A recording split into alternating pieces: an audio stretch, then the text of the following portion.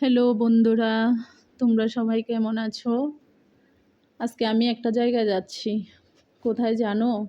ওই যে বাঁশবাগানটা দেখা যাচ্ছে ওইখানে। ওইটা আমাদেরই বাগান। কেন যাচ্ছি একটু পরে দেখবে। তারপর দেখছিলাম আমি চারাগুলো কত বড় হয়েছে, দেখে খুব ভালোই বোঝা যাচ্ছে। কিছুদিন পর লাগানো যাবে। আমরা ধান চাষ করি তো তার জন্য।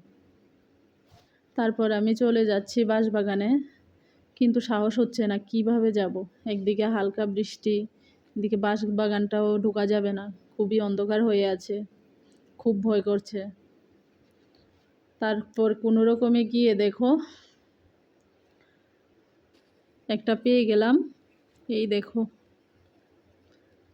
এটাকে তুলে নিলাম। খুব সুন্দর।